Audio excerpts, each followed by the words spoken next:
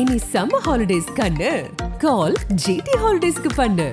GT Holidays, South India's #1 travel brand.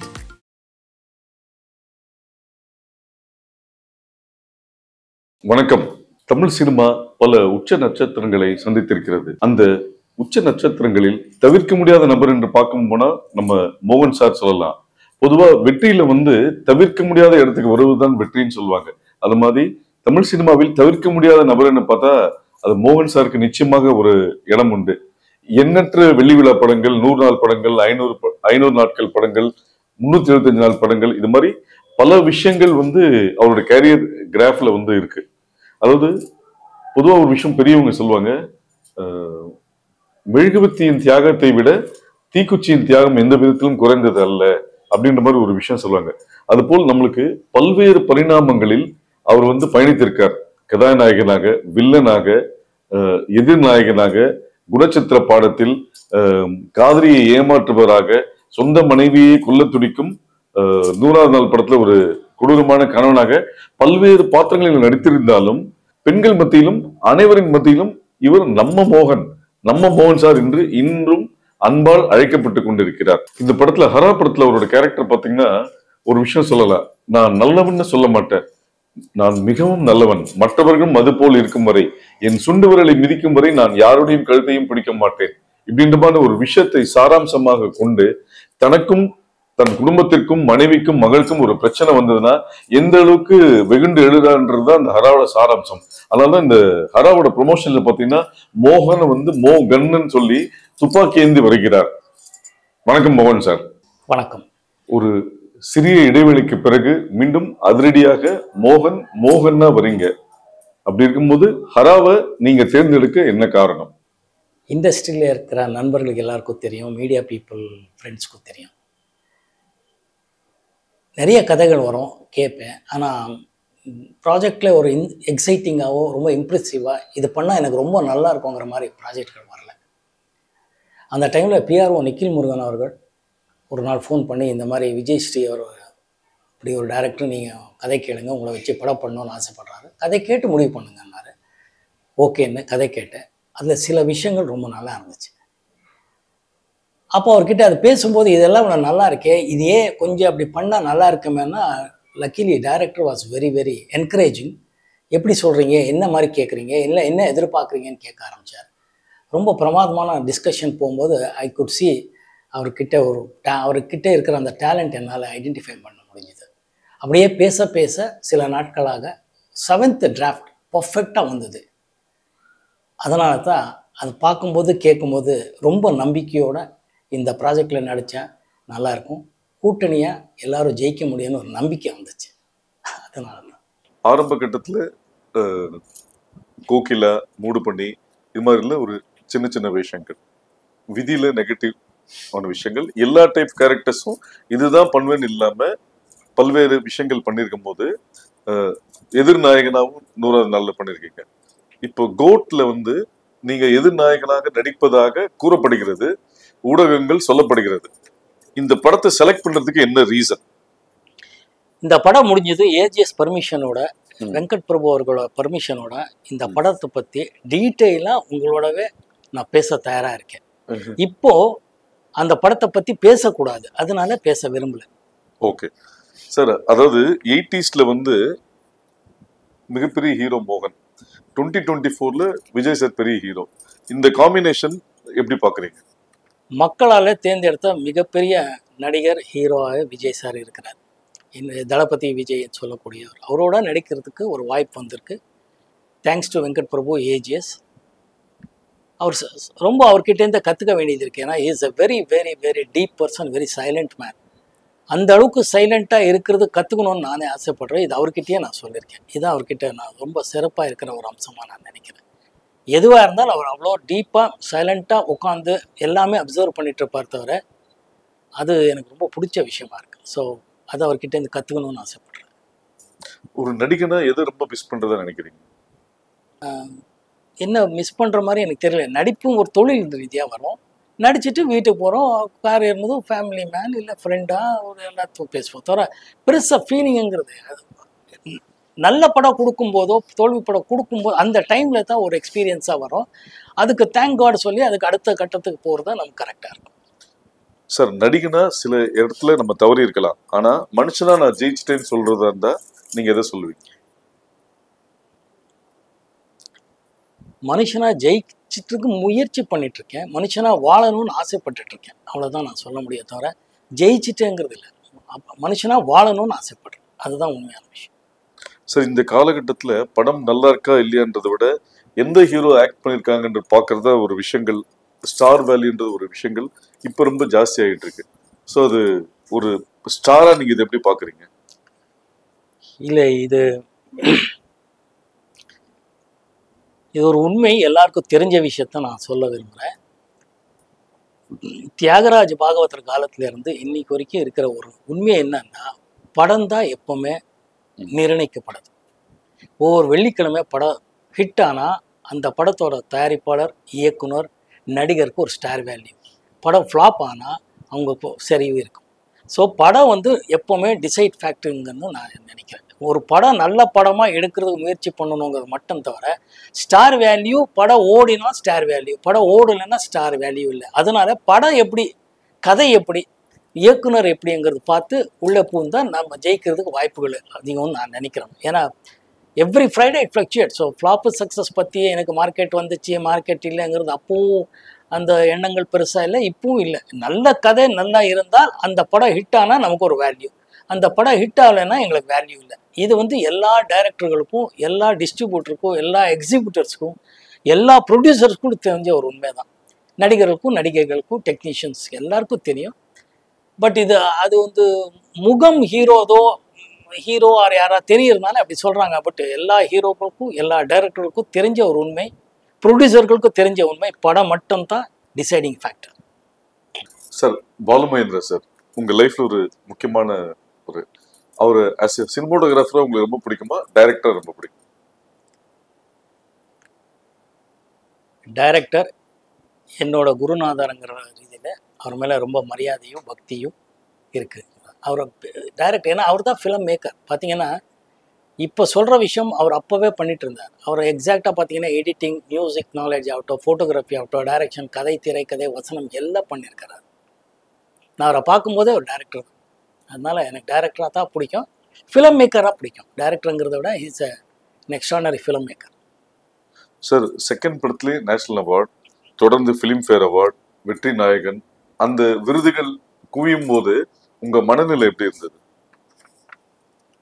நான் உங்களுக்கு போர் அடிக்கும், பட் அதான் உண்மை. தேங்க் காட் தான் சொல்லணும், வேறு என்ன சொல்ல முடியும்? அடுத்த கட்டத்துக்கு போனோம், தேங்க் காட் தவிர வேறு எதுவுமே நினைக்கல. நல்ல கூட்டணியில் என்ன சேர்த்து வச்சுட்டு இருந்தாருங்கிறது தான் இறைவனுக்கு நன்றி சொல்ல.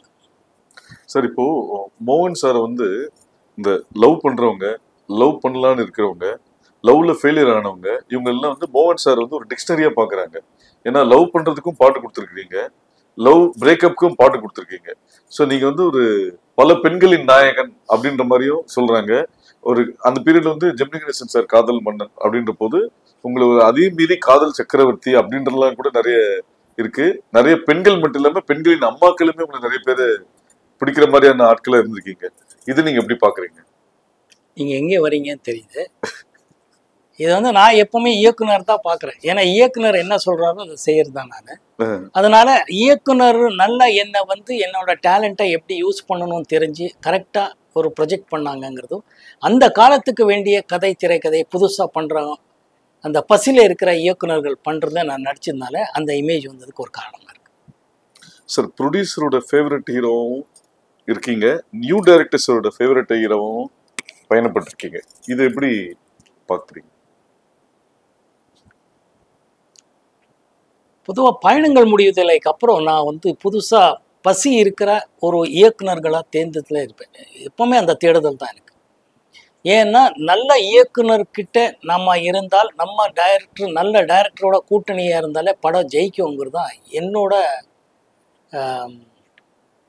கீதை.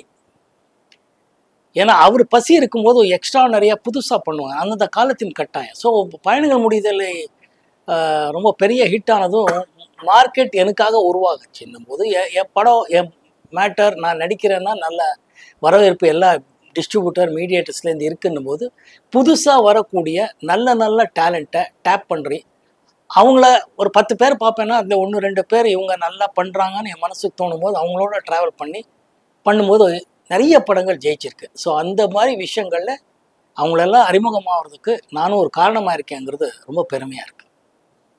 ஸோ பெரிய பட்ஜெட் இல்லாமல் ஒரு நார்மல் பட்ஜெட்டில் மேக்ஸிமம் சக்ஸஸ் இருக்கீங்க. பெரிய பட்ஜெட் படங்கள் ஏன் பண்ணலை? நான் சொன்ன மாதிரி கதை தான் எனக்கு முக்கியம். கதையும் திரைக்கதையும் அதை வந்து எப்படி டைரக்டர் சொல்வார் இதுதான் நான் நம்பி போகிறேன். அது கனெக்ட் ஆனாலே ஆடியன்ஸோட கனெக்ட் ஆனால் படங்கள் ஓடும். பட்ஜெட் முக்கியம்தான், பட் படம் ஹிட் ஆகிறதுக்கு அது முக்கியமாங்கிறது எனக்கு இது வரைக்கும் தெரியல.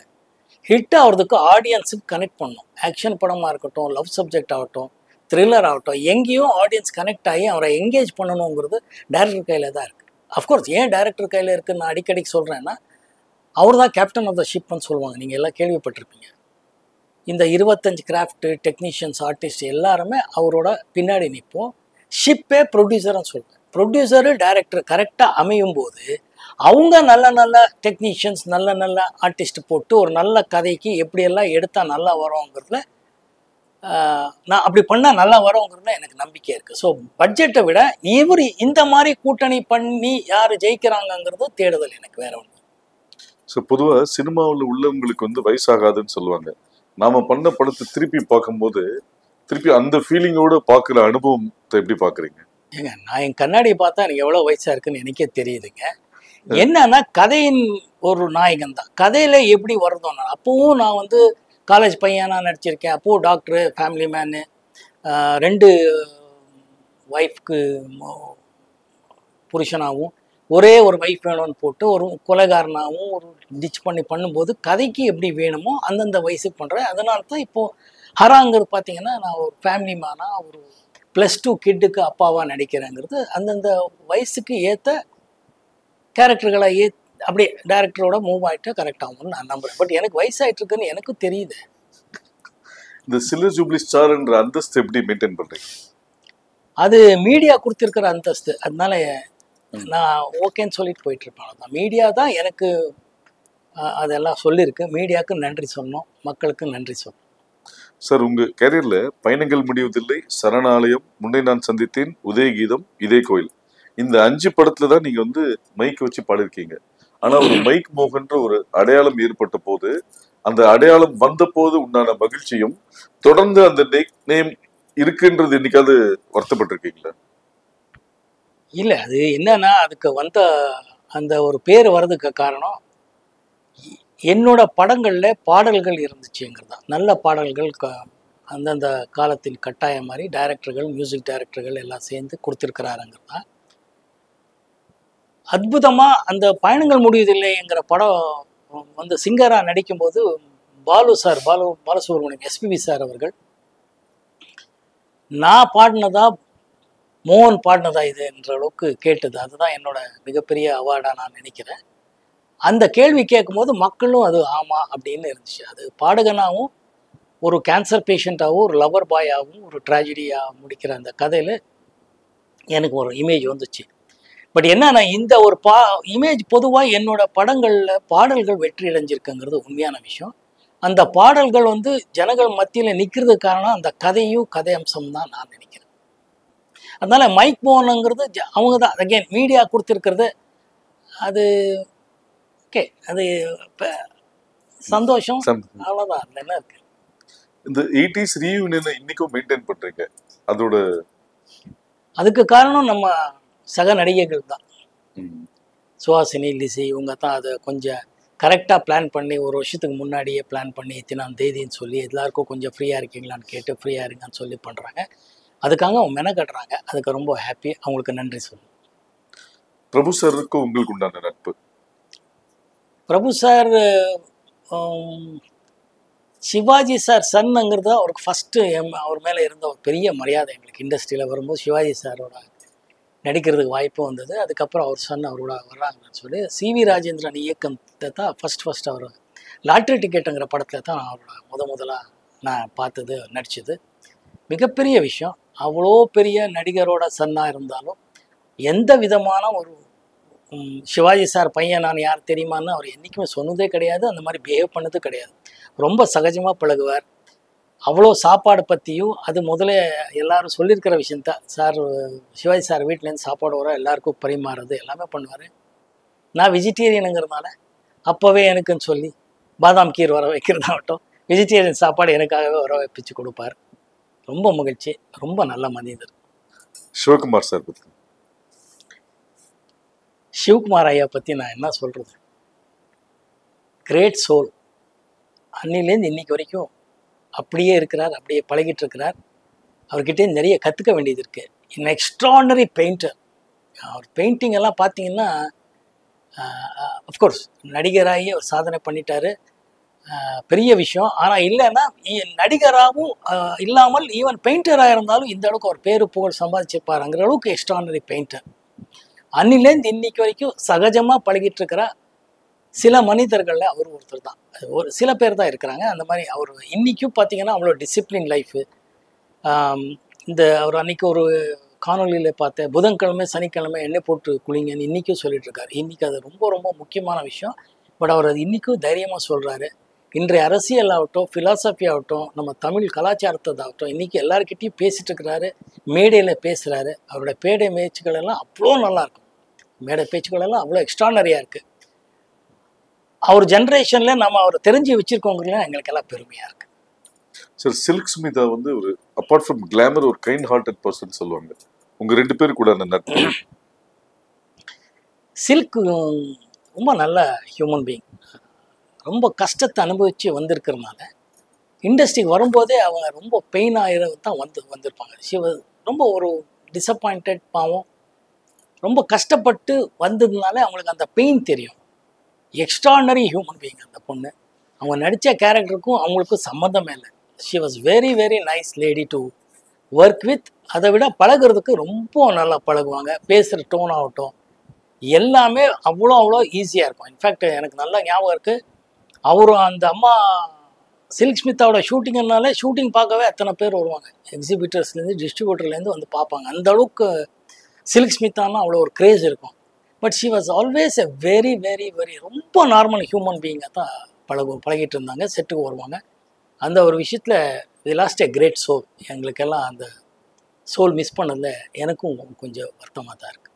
சார், சோக பாட்டுனாலே மோகன் சாரோட ரெஃபரன்ஸ் நிறைய இருக்குது. மோகனுக்கு பிடிச்ச சோக பாட்டுனா எதை ரிலேட் பண்ணுவீங்க? நான் இது பொதுவாக எல்லா இடத்துலையும் சொல்கிறது, கேட்குறவங்களுக்கு கேட்பேன் எந்த பாட்டு உங்களுக்கு பிடிச்சிருக்குன்னு. அந்த பாட்டு தான் நான் எனக்கும் பிடிச்சிருக்குன்னு சொல்லுவேன். ஏன்னா இட்ஸ் லைக் 5 ஃபிங்கர் மாதிரி, ஃபிங்கர்ஸ் எப்படிங்கிற மாதிரி தான் எல்லா பாடல்களும் அவ்வளோ நல்லா இருக்குது.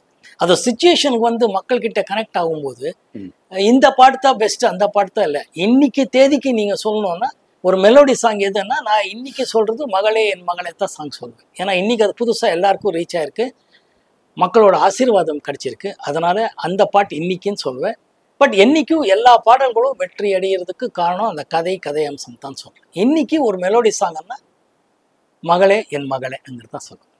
சார், உங்களுக்கு எஸ்பிபி சார் பல ஹிட்ஸ் கொடுத்துருக்காரு, பேரலி யேசுதாஸும் ஹிட்ஸ் கொடுத்துருக்காரு. உங்களோட ஃபேவரட்னா எஸ்பிபியே யேசுதாஸ் சார்? எல்லாரும் ஏன் மலேசியா வாசுதேவன் சாரும் ஹிட் கொடுத்துருக்குறாங்க, நிறைய சிங்கர்ஸ் ஹிட் சாங்ஸ் கொடுத்துருக்காங்க. அதனால தமிழ்நாட்டில் யாருக்குங்க எஸ்பிபி சார் பிடிக்காத மனிதர் யார் இருக்காங்க? அந்த மாதிரி ஒரு லெஜெண்டரி சிங்கர் இனிமேல் நான் பார்ப்பேங்கிறது எனக்கு நம்பிக்கை இல்லை. வருங்காலத்தை பற்றி சொல்கிறதுக்கு நான் ஒரு அஸ்ட்ராலஜர் கிடையாது. But full singer, any kind of song, எந்த மொழி ஆனாலும் எந்த மாதிரி சாங் ஆனாலும் எக்ஸ்ட்ராடனரியாக பாடிட்டு இருந்த ஒரே சிங்கர் எஸ்பிபி சார்.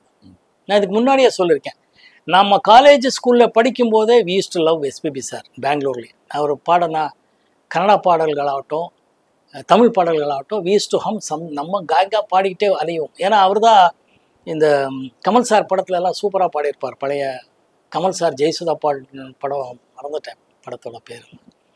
அது வந்து தியேட்டருக்கு போய் பார்த்து வெளியில் அந்த தப்பாகவே பாடினாலும் ஜாலியாக சுற்றிட்டு அலையிற ஒரு பேர். ஏன்னா அவ்வளோ இன்ஸ்பயர் பண்ணியிருக்காரு, அவ்வளோ நம்மளோட ஐடென்டிஃபை பண்ணியிருக்காரு. நம்ம அப்படி போயிருக்கோம். அவரோட எந்த பாட்டு பாடினாலும் எந்த மொழி பாடினாலும் அவர் அது அவ்வளோ பர்ஃபெக்ஷனாக இருக்குங்கிறது கம்ப்ளீட் சிங்கர்.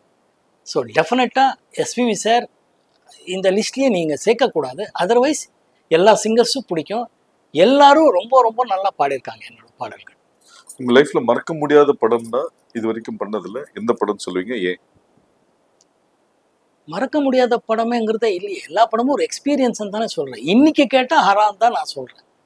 அது ஏன்னா அது இன்னும் ரிலீஸ் ஆகல, அது தயாராகிட்டு இருக்கு, அந்த எக்ஸைட்மெண்ட் இருக்கு, எங்க கூட்டணிக்கே ஒரு ஒரு எக்ஸைட்மெண்ட் இருக்கு, எப்படி வந்துட்டு இருக்கு, எப்படி ஆடியன்ஸ் சொல்றாங்கிறது இருக்கு. அதுதான் இப்போ எக்ஸ்பீரியன்ஸ், அதுதான் என்ஜாய் பண்ணிட்டு இருக்கோம், அதான் போயிட்டு இருக்கோம். Otherwise most of the films is an experience தான். So good films, bad films சொன்னாலும்.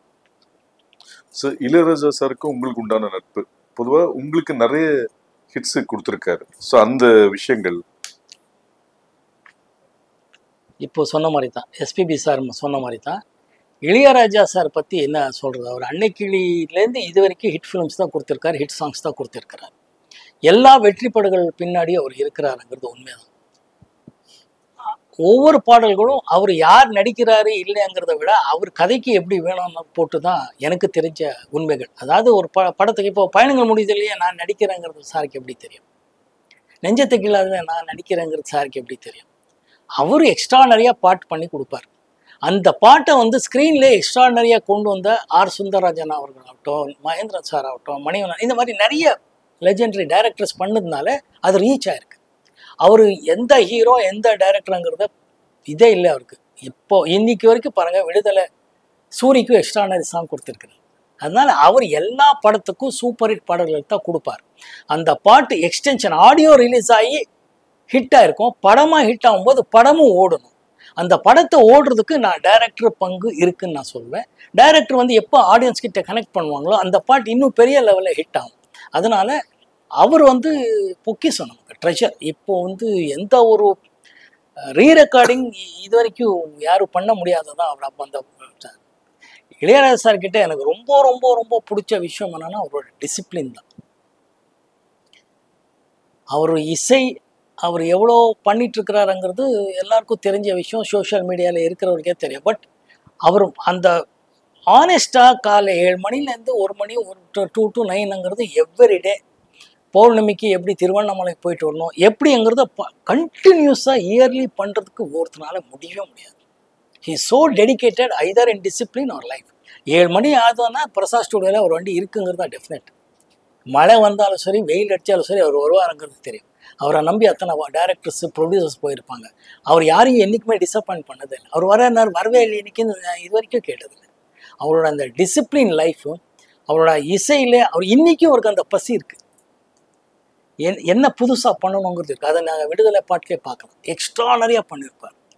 ஸோ அவரை பற்றியெல்லாம் பேசுகிற அளவுக்கெல்லாம் நமக்கு எனக்கெல்லாம் தகுதியே கிடையாது. ஆக்சுவலாக பாடலாம், புகழலாம், அவ்வளோதான்.